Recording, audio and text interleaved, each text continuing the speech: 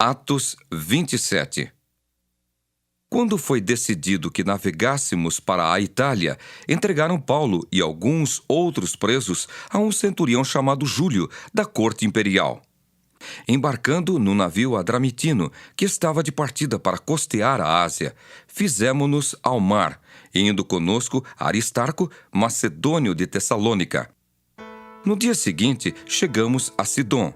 E Júlio, tratando Paulo com humanidade, permitiu-lhe ir ver os amigos e obter assistência. Partindo dali, navegamos sob a proteção de Chipre, por serem contrários os ventos. E tendo atravessado o mar ao longo da Cilícia e Panfilha, chegamos a Mirra, na Lícia. Achando ali o centurião um navio de Alexandria que estava de partida para a Itália, nele nos fez embarcar. Navegando vagarosamente muitos dias e tendo chegado com dificuldade defronte de Cnido, não nos sendo permitido prosseguir por causa do vento contrário, navegamos sob a proteção de Creta, na altura de Salmona. Costeando-a penosamente, chegamos a um lugar chamado Bons Portos, perto do qual estava a cidade de Lazéia. Depois de muito tempo, tendo se tornado a navegação perigosa e já passado o tempo do dia do jejum, admoestava-os Paulo, dizendo-lhes: Senhores, vejo que a viagem vai ser trabalhosa, com dano e muito prejuízo, não só da carga e do navio, mas também da nossa vida. Mas o centurião dava mais crédito ao piloto e ao mestre do navio do que ao que Paulo dizia. Não sendo o porto próprio para invernar, a maioria deles era de opinião que partissem dali, para ver se podiam chegar a Fenice, e aí passar o inverno, visto ser um porto de Creta, o qual olhava para o nordeste e para o sudeste. Soprando brandamente o vento sul, e pensando eles ter alcançado o que desejavam, levantaram âncora e foram costeando mais de perto a ilha de Creta. Entretanto, não muito depois, desencadeou-se do lado da ilha um tufão de vento chamado Euroaquilão. E sendo o navio arrastado com violência, sem poder resistir ao vento, cessamos a manobra e nos fomos deixando levar. Passando sob a proteção de uma ilhota chamada Cauda, a custo conseguimos recolher o bote. E levantando este, usaram de todos os meios para cingir o navio. E temendo que dessem na Sirte, arriaram os aparelhos e foram ao léu.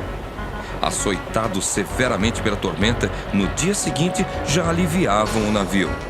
E ao terceiro dia, nós mesmos, com as próprias mãos, lançamos ao mar a armação do navio. E não aparecendo, havia já alguns dias, nem sol, nem estrelas, caindo sobre nós grande tempestade, dissipou-se afinal toda a esperança de salvamento. Havendo todos estado muito tempo sem comer, Paulo, pondo-se em pé no meio deles, disse: Senhores, na verdade era preciso terem me atendido e não partir de Creta, para evitar este dano e perda. Mas já agora vos aconselho bom ânimo, porque nenhuma vida se perderá de entre vós, mas somente o navio. Porque esta mesma noite, um anjo de Deus, de quem eu sou e a quem sirvo, esteve comigo dizendo: Paulo, não temas. É preciso que compareças perante César.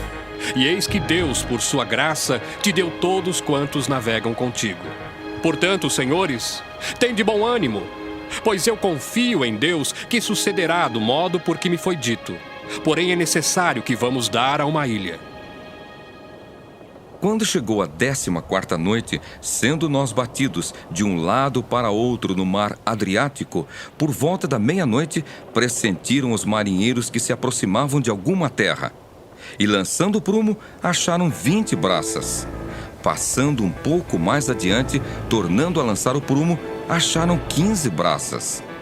E receosos de que fôssemos atirados contra lugares rochosos, lançaram da popa 4 âncoras e oravam para que rompesse o dia.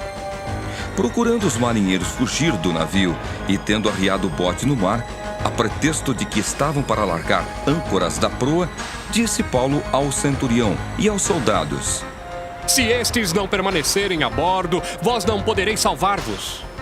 Então, os soldados cortaram os cabos do bote e o deixaram afastar-se.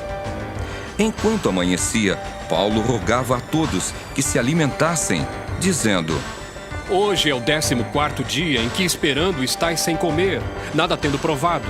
Eu vos rogo que comais alguma coisa, porque disto depende a vossa segurança, pois nenhum de vós perderá nem mesmo um fio de cabelo.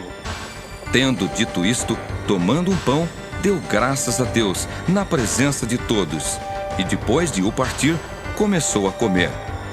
Todos cobraram ânimo e se puseram também a comer. Estávamos no navio 276 pessoas ao todo. Refeitos com a comida, aliviaram o navio, lançando o trigo ao mar. Quando amanheceu, não reconheceram a terra, mas avistaram uma enseada onde havia praia. Então, consultaram entre si se não podiam encalhar ali o navio. Levantando as âncoras, deixaram-no ir ao mar, largando também as amarras do leme. E, alçando a vela de proa ao vento, dirigiram-se para a praia. Dando, porém, no lugar onde duas correntes se encontravam, encalharam ali o navio. A proa encravou-se e ficou imóvel, mas a popa se abria pela violência do mar.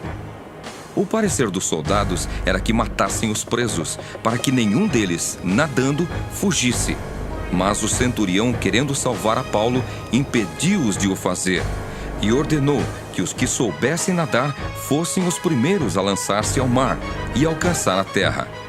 Quanto aos demais, que se salvassem uns em tábuas e outros em destroços do navio. E foi assim que todos se salvaram em terra.